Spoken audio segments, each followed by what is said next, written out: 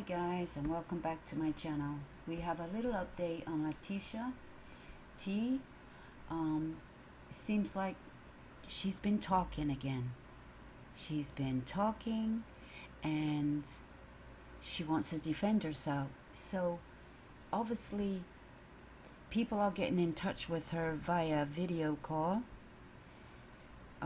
or mail, but probably video call, and are telling her that there were pictures leaked and they are all around YouTube and social media. And the funny thing is, they're not hers. Nope, they are not her photos, and she never released them, and she doesn't know nothing about them.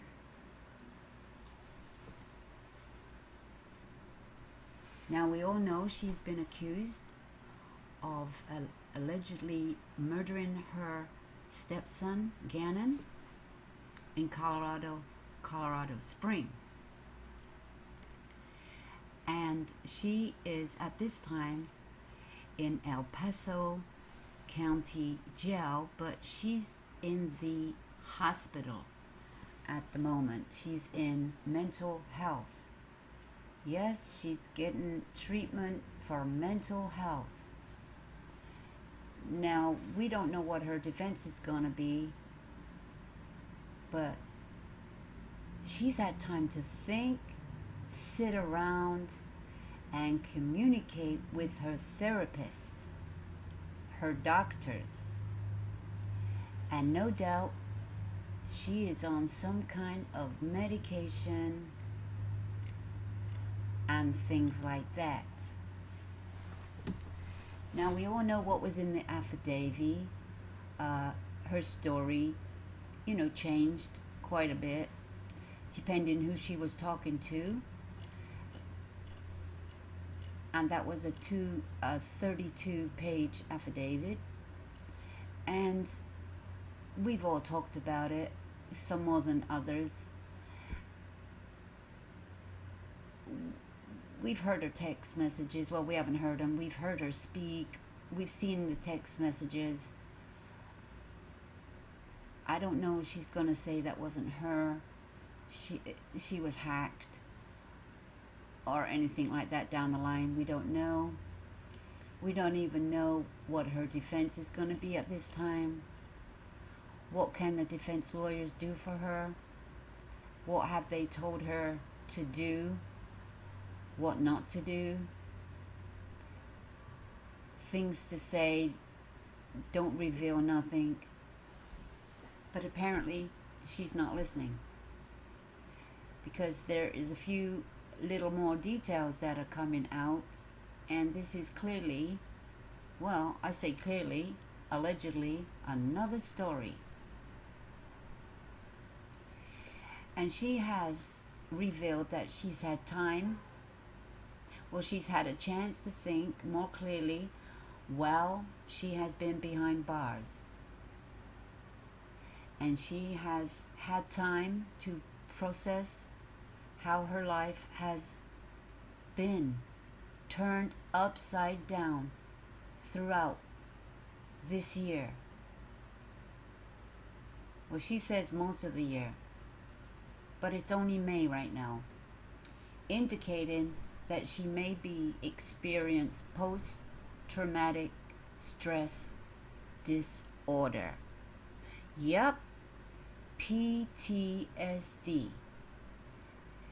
She's saying that she is suffering from this traumatic stress disorder. She's experiencing it. I wonder what brought that on. Emotional event? Yeah. Something tragic that she witnessed?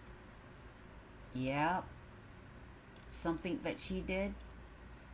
Most likely. And she also says, I'm not trying to knock anyone that's been to war.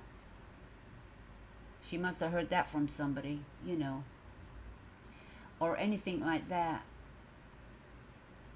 But people handle situations differently, she says.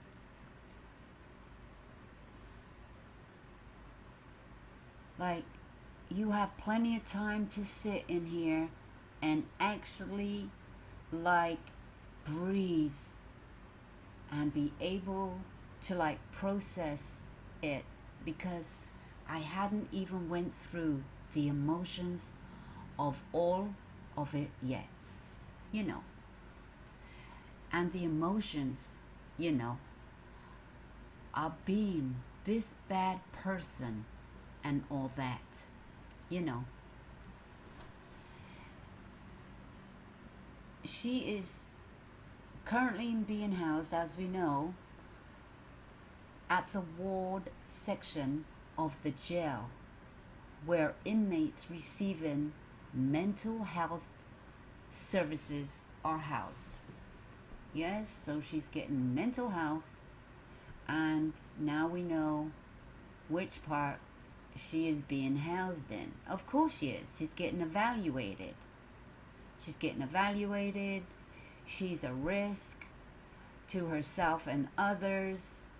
She has shown that over the last few months, that she is in danger of others and to herself. So we know that.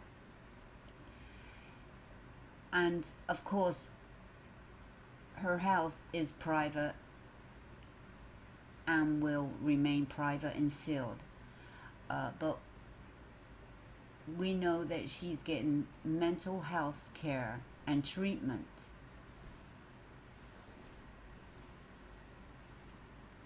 So I guess that's okay to say that, that she's getting mental health care. And she still gets her privileges of, probably, maybe, she gets a little bit more phone calls than somebody else in the other part of the jailhouse. She gets more visits. She's getting therapy. She's getting visits from doctors, the nurse. She's probably having some kind of group therapy or one-on-one therapy. So she's getting a lot of attention right now. And probably her day isn't as bad as you thought it might be, because she's busy. She's busy going through her therapy. The health care at the El Paso County Jail, which has a ward, and that's like a hospital ward for mental health of all kinds of inmates, regardless of legal custody status. And they include, like I said, licensed therapists and psycho doctors and all kinds of mental health issues. So more or less, you know, if you went to a hospital, you know, they have a psych ward there, don't they? And they have mental health, provides crisis intervention and a group therapy as needed. Like I said, she's getting intervention and having group therapy. I wonder how that is doing. I wonder. Well, I don't think it's stopping her telling her lies, allegedly. But she keeps talking. Okay, she keeps talking. Now, the leaked photos that they were saying that were leaked. Well, the affidavit released these photos, but not very clearly, because, you know, they were photocopied over and over and over and over. And they probably were not meant to be very clear in the first place. It just gives the gives a picture of the affidavit and what they're talking about.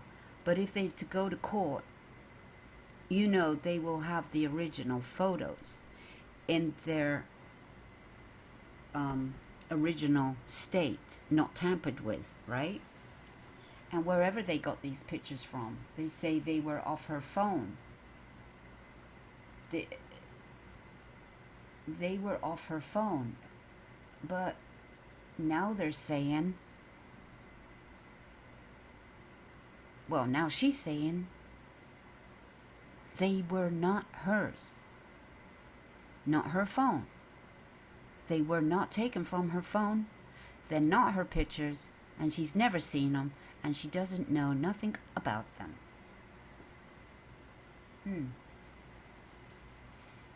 And this goes for the candle photos as well.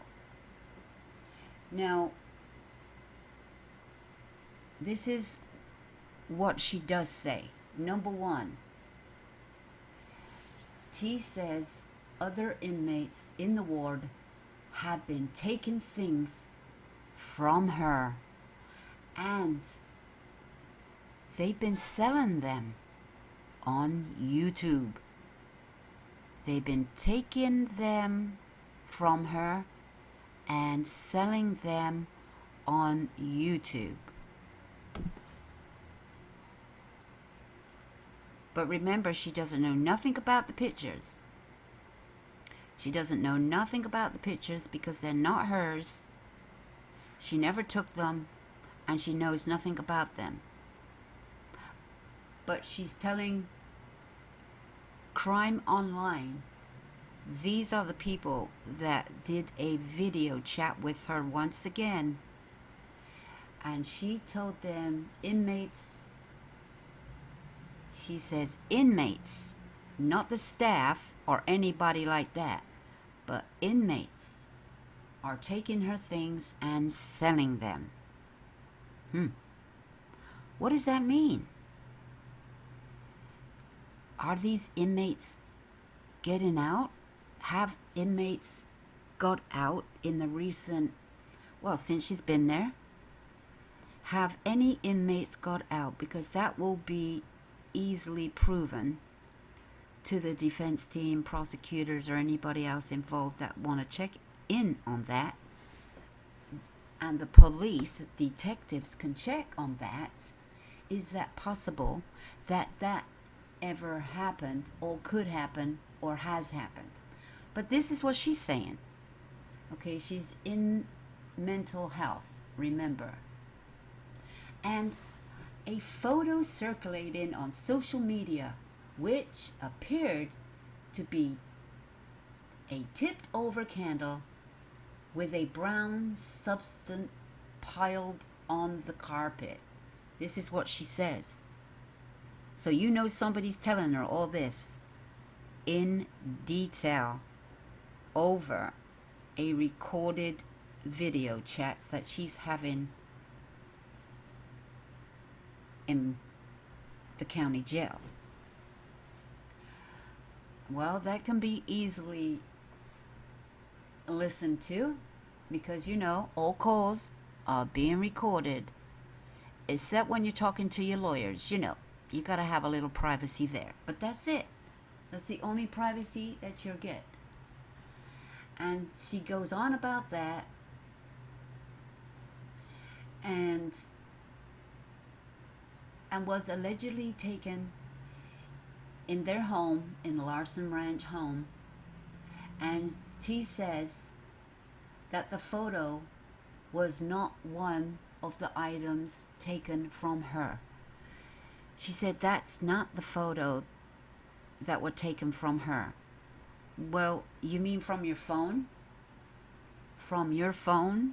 From, say, Gannon's phone? Well, she's denying that. She's denying that they are hers. Well, okay then. When were they taken? What day? Is there any proof out there that these pictures were taken that day that morning, that afternoon? Well, only the police will know.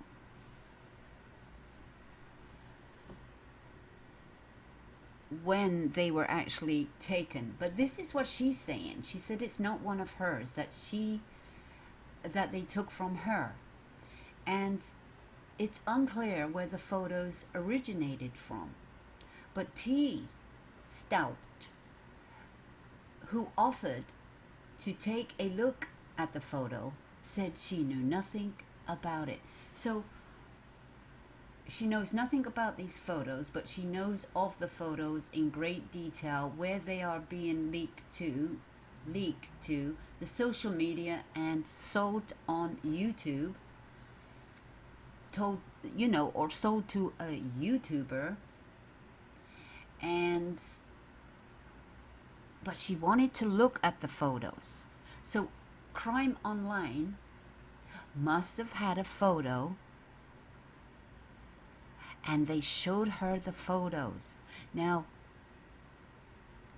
she has a vision of the photos.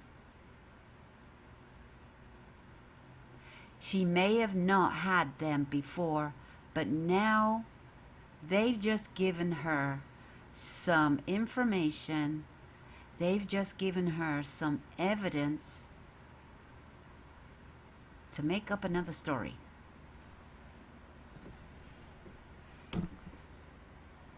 Now, would T have any kinds of... Okay, you're entitled to have your case and your information with you in your cell, I guess, in a box with all your papers of your court dates, your hearing, your affidavit information. Is she also allowed photos of Gannon, the crime scene, the alleged crime scene, the alleged ammunition, like the candle, which caused a burn on his foot, which caused the cut to reopen from the broken candle, which wasn't broken by the looks of it. But she says she's not the one that took those photos.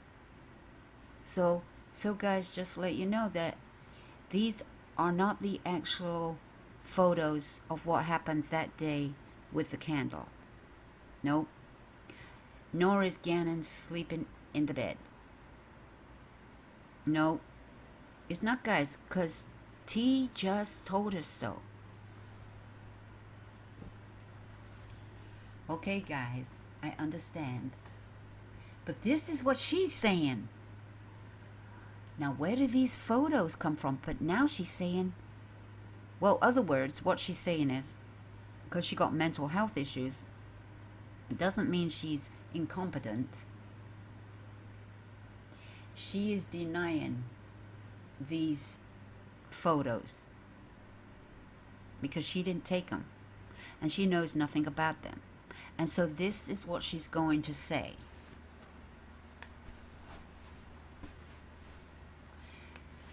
But there's another surprise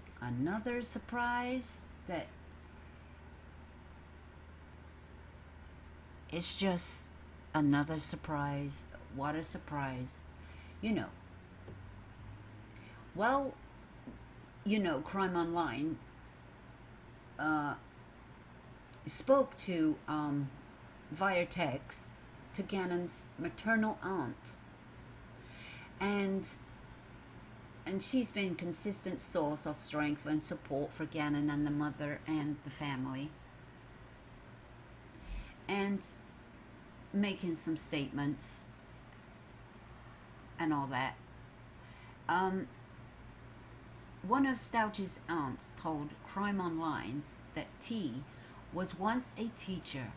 She said she couldn't fathom her niece harming a child. And her next hearing is in June. in June sometime, the 8th, the 5th, the 8th, or something like that, for about 3 days. So there's 3 different days. But she indicated that it could be delayed. Must have been T saying it could be delayed. Yes, it could be delayed. But that's what she's saying. Now, as we're talking about her and the inmates taking her stuff and the photo circulating in media and on YouTube, and it was sold more or less to the highest bidder, which it wasn't sold. It was given to somebody that had them and put them out there. Which they were already, the photo was already out there in the affidavit. This was just a more,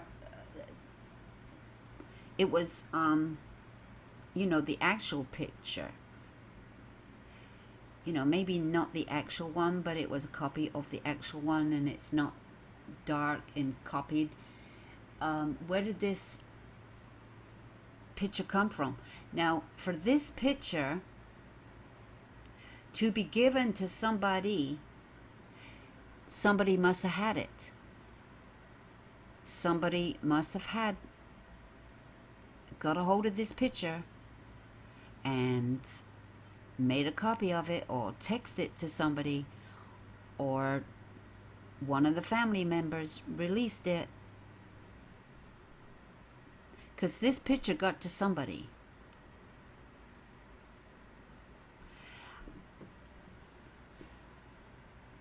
Is it to harm the case? Is it to help her?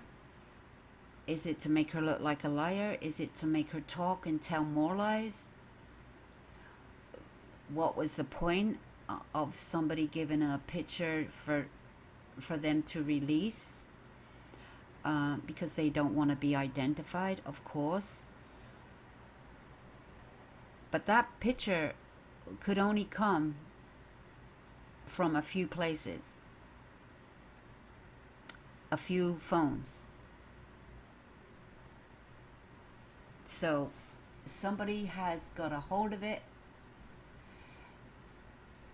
and released the photos. But you know, there's other things that have been released lately in the news. So you never know. Insiders. But it's probably, the police probably know who had access to this photo, and it really isn't going to hurt the case or nothing, because it was in the affidavit, and so it probably is not a big deal. But now she talks about the photo, the candle, and she obviously knows what everybody's saying about it, because somebody's telling her in detail. But she has to address it. She has to accept the live video call from Crime Online, because she wants them to tell us that she knows what we're doing. She knows what you're doing, and what you're talking about.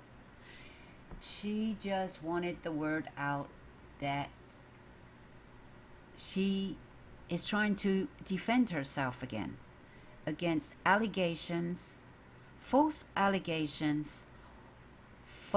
pictures that were circulating and that we are all talking about, that are following the case. And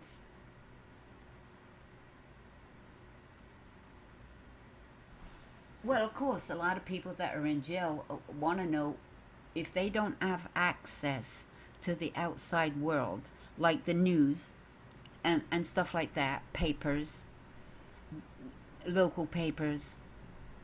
She's not gonna know what's going on unless family members or friends that are video chatting to her, they're the only ones that can be telling her stuff, plus her lawyers. Her lawyers have probably talked to her and have asked her about these photos. We don't know which order it is because T said she knows nothing about these photos, but she turns around and says somebody stole her stuff and are selling them on YouTube. So which one is it?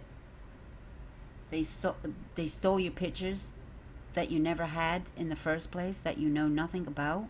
So how can somebody steal them when you never had them?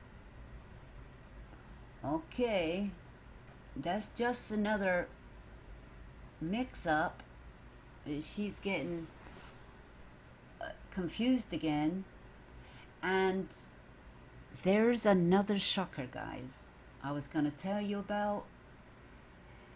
She has another witness. Remember, she has witnesses, like Quincy and Guado and that other guy. I don't know what his name was now. Begins with a T. Terrion or something. You know who I'm talking about. There's that guy. And now there's somebody else that was a witness.